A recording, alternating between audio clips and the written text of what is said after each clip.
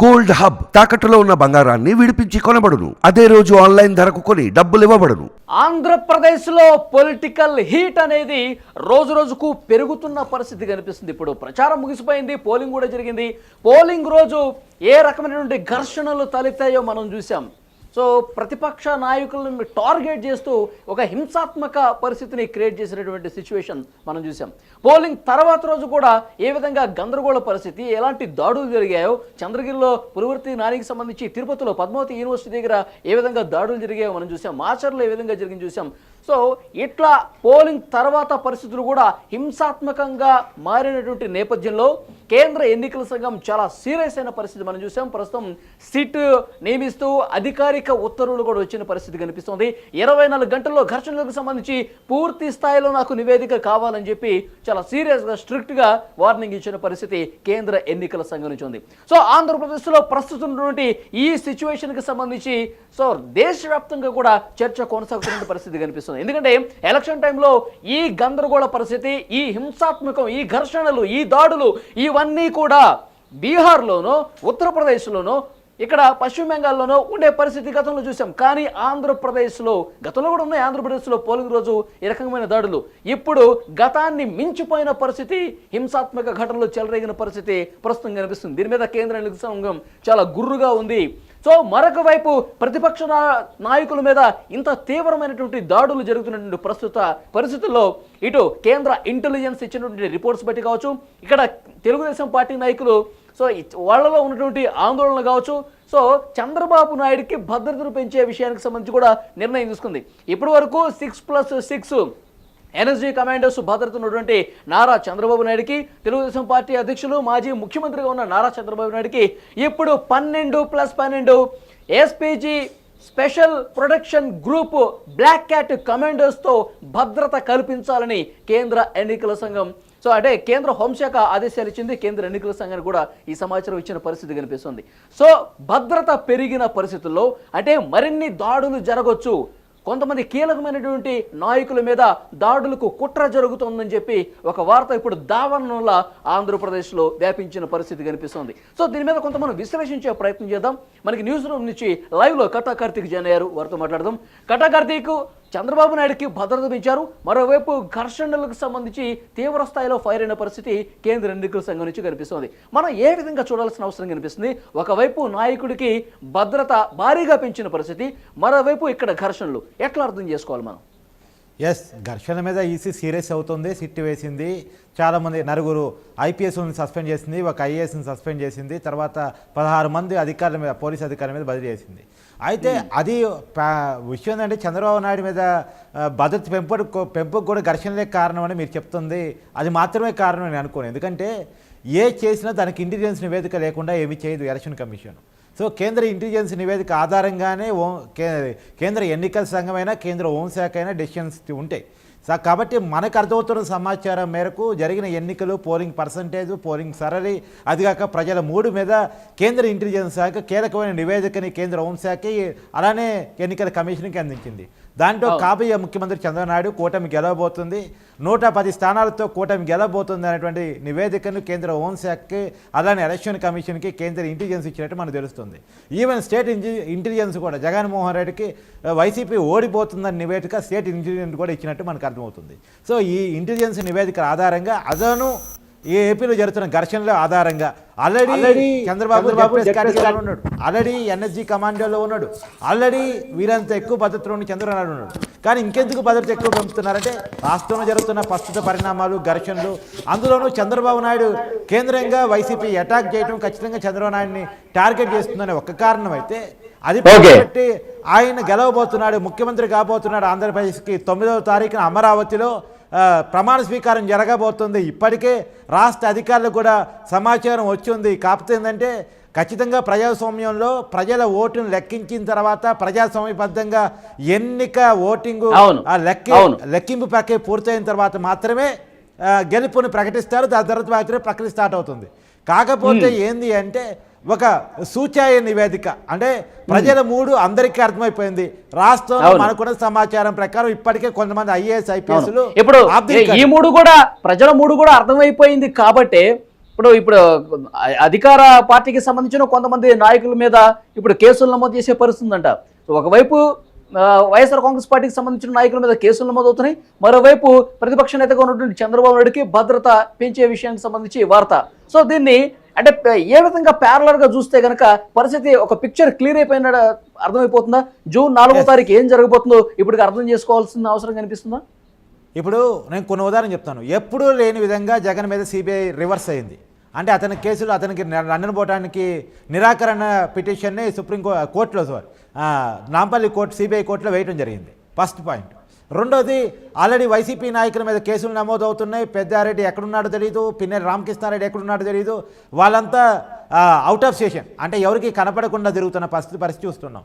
అదిగాక సిట్ మనం చూస్తున్నాం, అధికార సస్పెన్షన్ మనం చూస్తున్నాం. సో వరుసగా జరుగుతున్న సంఘటనలు మనకి ఇండికేషన్ ఇస్తున్నాయి.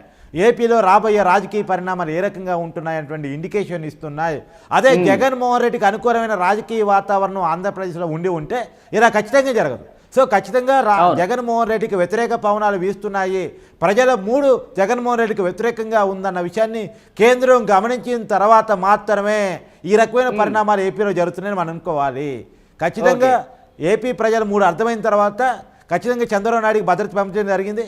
రేపు ఆయన 4వ తారీఖు అఫీషియల్గా రిజల్ట్ వచ్చిన తర్వాత ఎంత సంఖ్యతో చంద్రబాబు నాయుడు గవర్నమెంట్ ఏర్పడుతుందో క్లారిటీ వచ్చిన తర్వాత చంద్రబాబు నాయుడు ప్రమాణ స్వీకారం తర్వాత భద్రత ఇంకొంత పెంపు, ఇప్పటికున్న భద్రతకి ఇంకొంత పెంపు కూడా ఖచ్చితంగా ఉంటుంది. ఇప్పటి వరకు ఇది మాత్రం లండన్ వెళ్లేందుకు విమానం ఎక్కిన వైఎస్ జగన్మోహన్ రెడ్డి గారికి పిడుగులాంటి వార్త ఏం చెప్పాలి. ఎందుకంటే తన పార్టీకి సంబంధించిన నాయకుల మీద కేసులు బుక్ చేసే పరిస్థితి రావడం, కేంద్ర నిధి సంఘం చాలా సీరియస్గా సిట్ ఏర్పాటు చేసి ముందుకెళ్లే విషయానికి సంబంధించి ఈ వార్త బయటకు రావడం, తెలుగుదేశం పార్టీ అధ్యక్షులు నారా చంద్రబాబు నాయుడికి భారీ భద్రతను పెంచే విషయానికి సంబంధించి ఇప్పుడు ఒక డెసిషన్ తీసుకోవటం, అంటే ఈ వ్యవహారం మొత్తం చూసుకున్న తర్వాత జగన్మోహన్ రెడ్డి గారి వెన్నులో వణుకు పుట్టిన పరిస్థితి అయితే కనిపిస్తుంది. ఇప్పుడు ఆయన ఎప్పుడైతే ఆంధ్రప్రదేశ్కు తిరిగి వస్తారో, తిరిగి వచ్చిన తర్వాత తన కేసులను కూడా తిరిగి తోడే పరిస్థితి ఉంటుంది. ముఖ్యంగా సిబిఐ ఏదైతే అక్రమస్తుల కేసుకు సంబంధించి కోర్టులో వాదనలు వినిపించిందో, ఇక పూర్తి స్థాయిలో జూన్ 4 తర్వాత అది కూడా చాలా ఫాస్ట్ ఫార్వర్డ్ అయ్యే అవకాశం కనిపిస్తుందని ఒక భయం నెలకొండొచ్చా? ఇప్పుడు విమానంలో కూడా జగన్మోహన్ రెడ్డి గారికి నిద్రపట్టే పరిస్థితి ఉండదేమో అని ఒక చర్చ. ఏమంటారు? ఫస్ట్ ఆయన కేసులు తోటాలు ఇవన్నీ పక్కన పెడితే చంద్రబాబు నాయుడికి భద్రత పెంచడం అనేటువంటిది జగన్మోహన్ రెడ్డి గారికి నిద్ర పట్టని అనే విషయం. ఎందుకంటే మనం చూసాం చంద్రబాబు నాయుడు మీద దాడులు జరగడానికి అనుకూలంగా చంద్రబాబు నాయుడు భద్రతను స్టేట్ గవర్నమెంట్ ఇచ్చే భద్రతను తగ్గించడానికి ఎంత ప్రయత్నం చేశాడో మనం చూసాం. దాని మీద చంద్రబాబు నాయుడు కేంద్రానికి కూడా లెటర్ రాశాడు. అంటే అతను ఉన్న భద్రత కేంద్ర హోంశాఖ పరిధిలోది కాబట్టి జెడ్పీఎస్ కేటగిరీ ఆయనకి ఇస్తున్నారు కాబట్టి చంద్రబాబు నాయుడు ఏం చేయడానికి అవకాశం లేకుండా పోయింది. కానీ చంద్రబాబు నాయుడిని ఇబ్బందులు పెట్టడానికి 5 సంవత్సరాల పరిపాలనా కాలంలో ఎన్ని రకాల చర్యలు దిగారు అన్ని రకాల చర్యలు జగన్మోహన్ రెడ్డి గారు దిగారు. ఇప్పుడు కేంద్ర ఎలక్షన్ కమిషన్ తన డెసిషన్ మేరకు చంద్రబాబు నాయుడు గారికి భద్రత పెంచడం, అది కూడా ఎన్నికల ఫలితాల కంటే ముందే చంద్రబాబు గారికి భద్రత పెంచడం అనేది ఖచ్చితంగా జగన్ గారికి మింగుడు పట్టిన అంశం. అయితే ఇక్కడ జగన్ గారికి మింగుడు పట్టడం పడకపోవడం పక్కన పెడితే వైసీపీ నాయకులకు కార్యకర్తలకు మింగుడు పడిన అంశాలు ఇంకోటి కూడా చెప్పే ప్రయత్నం చేస్తాను. ఇవాళ జగన్మోహన్ రెడ్డి గారు వైసీపీ కష్టకాలంలో ఉండగా వైసీపీ నాయకుల మీద కేసులు బుక్ అవుతున్న పరిస్థితుల్లో, వైసీపీ నాయకులను అరెస్ట్ చేస్తున్నటువంటి ప్రస్తుత పరిస్థితుల్లో ఆ నాయకులకి అండగా దండగా ఓదార్పుగా ఉండాల్సినటువంటి వ్యక్తి లండన్ చెక్కేటువంటిది సామాన్య కార్యకర్తలకు మింగుడు పడిన విషయం. ఇప్పుడు పిన్నెల్లి రామకృష్ణారెడ్డి కరుడు కట్టిన కాంగ్రెస్ పార్టీ, కరుడు కట్టిన రాజశేఖర రెడ్డి కుటుంబానికి లాయర్ ఇస్తూ జగన్మోహన్ రెడ్డి గారి బాగా దగ్గర ఇప్పుడు అతని మీద కేసు బుక్ అవుతుంది. రేపో మాపు ఆయన అరెస్ట్ జరగబోతున్నాడు. ఇప్పటికే ఆయన అదృష్టంలోకి వెళ్ళిపోయాడు, ఎక్కడున్నాడో తెలియదు. ఆయన దొరికితే అరెస్ట్ చేస్తారని వార్త వింటూ ఉన్నాం. ఇప్పుడు తాడిపత్రిలో పెద్దారెడ్డి పరిస్థితి, తర్వాత తిరుపతిలో చెవిరెడ్డి భాస్కర్ రెడ్డి పరిస్థితి, ఆయన కొడుకు పరిస్థితి. సో వీళ్ళని అరెస్ట్ చేస్తారు, వాళ్ళ అజ్ఞాతంలోకి వెళ్ళిపోయారు, వాళ్ళు దొరకగానే అరెస్ట్ చేస్తారు, వాళ్ళ మీద లుక్అవుట్ నోటీసులు జారీ చేయబోతున్నారు. ఈ వార్తలన్నీ వినపడుతున్న సమయంలో పార్టీ కార్యకర్తలు ఆందోళనకర పరిస్థితుల్లో, ఎందుకంటే జగన్మోహన్ రెడ్డి గారు ఆదేశాల మీదకి టీడీపీ కార్యకర్తల మీద దాడులు చేశారు. జగన్మోహన్ రెడ్డి గారు ఆదేశాల మేరకే, ఎందుకంటే ఇప్పుడు వైసీపీ గెలిస్తే ముఖ్యమంత్రి అయ్యేది జగన్మోహన్ రెడ్డి కదా, పెద్దారెడ్డి కానీ పిన్నెల్లి రామకృష్ణారెడ్డి కానీ కాదు కదా. ఆయన కోసం చేస్తే వీళ్ళు ఇరుక్కున్నారు కేసుల్లో. వీళ్ళు ఇరుక్కుంటే ఆయనేమో లండన్ పోతున్నాడు, వీళ్ళేమో జైలుకి పోవాలా? ఇక్కడ సామాన్య సగటు కార్యకర్త బాధపడుతున్నాడు. ఆయనేమో ప్రశాంతంగా లండన్ పోతున్నాడు, కేసులను తప్పించుకునే ప్రయత్నం చేస్తున్నాడు. ఆయన వస్తాడు. ఇప్పుడు సిట్ ఏర్పాటు చేసింది కదా కట్టా కార్తీక్. ఇప్పుడు ముఖ్యంగా జగన్మోహన్ రెడ్డి ఆదేశాలతోనే ఈ దాడులు జరిగాయి, ఈ ఘర్షణ జరిగింది, హింస జరిగింది. సజ్జల రామకృష్ణారెడ్డి ఆదేశాలు ఇస్తేనే మేము ఇవన్నీ చేశాము అని చెప్పేసి వీళ్ళు గనక మాట్లాడితే, సిట్టు దర్యాప్తులో వీళ్ళు ఈ నిజాలు బయట పెడితే, సో వీళ్ళకు కూడా మెడకు చుట్టుకునే అవకాశం కనిపిస్తుందా? సజ్జల పేరు, జగన్మోహన్ రెడ్డి గారి పేరు కూడా బయటకు వచ్చే ఛాన్స్ కనిపిస్తుందంటారా? ఖచ్చితంగా ఇప్పటికే జగన్మోహన్ రెడ్డి గారు అనేక కేసులు ఎదుర్కొంటున్నారు. అక్రమాస్తుల కేసులో 52,000 కోట్లకు పైగా కేసును ఎదుర్కొంటా ఉన్నారు. దాన్ని 32 ఛార్జ్షీట్ ఎదుర్కొంటా ఉన్నారు. అది పక్కన పెడితే వివేకానంద రెడ్డి హత్య కేసు అనేటువంటిది ఇప్పటివరకు అవినాష్ రెడ్డి మెడ వరకు చుట్టుకుంది. రేపు భారతి గారి మెడకో జగన్ గారి మెడకో చుట్టుకునే అవకాశం లేదా అంటే సునీత గారు చెప్పడం అయితే ఖచ్చితంగా జగన్మోహన్ రెడ్డి గారి వరకు ఇది చుట్టుకుంటుందని చెప్పేసి వివేకానంద రెడ్డి గారు కూతురు చెప్తా ఉంది. సో ఇవన్నీ పక్కన పెడితే రాబోయే కాలంలో మద్యం మీద కేసు, ఇసుక మీద కేసు, గనుల మీద కేసు, వైజాగ్ అన్సైడ్ భూముల మీద కేసు, ఇలా అనేక రకాల కేసులు చంద్రబాబు నాయుడు ప్రభుత్వం పెట్టబోతుందనే సమాచారం మనకు వస్తూ ఉంది. ఇవన్నీ పక్కన పెడితే ఇప్పుడు కొత్తగా ఘర్షణల కేసు అనేటువంటిది కూడా జగన్మోహన్ రెడ్డి గారి వరకు చుట్టుకుంటే ఇది నిజంగా రాజకీయంగా ఇబ్బందికర పరిణామమే వైసీపీకి. కానీ ఇలాంటి టైంలో పార్టీని వదిలేసి, కార్యకర్తను వదిలేసి, నాయకులను వదిలేసి లండన్ పోవడం అనేటువంటిది సగటు కార్యకర్తకి మింగుడు పడిన విషయం.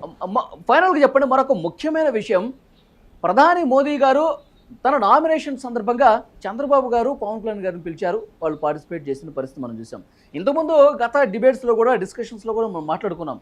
మోదీ గారు తన 2 కాళ్ళ మీద ప్రయాణం చేస్తున్న పరిస్థితి కనిపిస్తుంది. ఇటు వైసీపీతో కూడా, ఇటు కూటమితో కూడా తన మనసు 2 దగ్గరలా ఉందని ఒక చర్చ బలంగా జరిగింది. గత ఉదాహరణలు మనకు చాలా స్పష్టంగా కనిపించాయి. ఇప్పుడు ఎప్పుడైతే నామినేషన్ కార్యక్రమంలో వీళ్ళిద్దరూ పార్టిసిపేట్ చేశారో ఆ వెంటనే చంద్రబాబుకు భద్రత పెంచే విషయానికి సంబంధించి డెసిషన్ రావడం, దీన్ని పొలిటికల్ ఆస్పెక్ట్లో ఏ విధంగా చూడాల్సిన అవసరం కనిపిస్తుంది. ఇక మనసంతా ఎన్డీఏతోనే, అంటే చంద్రబాబు, పవన్ కళ్యాణ్తోనే ఉంది అని చెప్పి భావించాల్సిన పరిస్థితి కనిపిస్తుందా? జగన్మోహన్ రెడ్డికి పూర్తిగా వ్యతిరేకంగా మోదీ గారు మారిపోయారని చెప్పి ఆ రకంగా మనం డెసిషన్ రావచ్చా?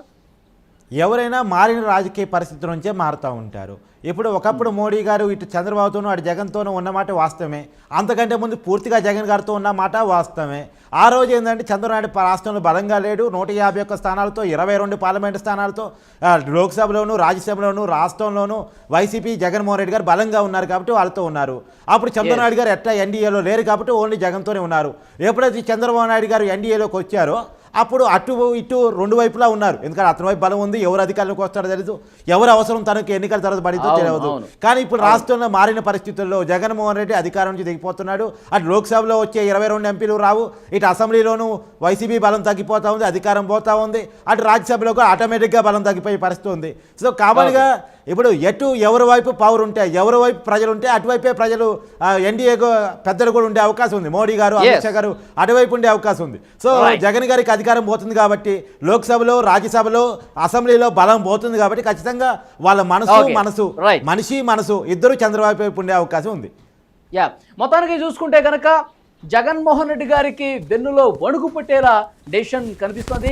షాకుల మీద షాకులు వైఎస్ జగన్మోహన్ రెడ్డికి తగిలే పరిస్థితి కనిపిస్తుంది. ఆయన లండన్ వెళ్లేందుకు ఇటు ఫ్లైట్ ఎక్కారో లేదో చంద్రబాబు నాయుడుకి భద్రత పెంచే విషయం కావచ్చు, వైసీపీ నాయకులు ఎవరైతే హింసకు కారణమయ్యారో వాళ్ళకి సంబంధించి కేసులు బుక్ అయ్యే పరిస్థితి కనిపిస్తుంది. కేంద్ర ఎన్నికల సంఘం చాలా సీరియస్ గా డెసిషన్ తీసుకుని సీట్ ఏర్పాటు చేసిన పరిస్థితి ఇప్పుడు కనిపిస్తోంది.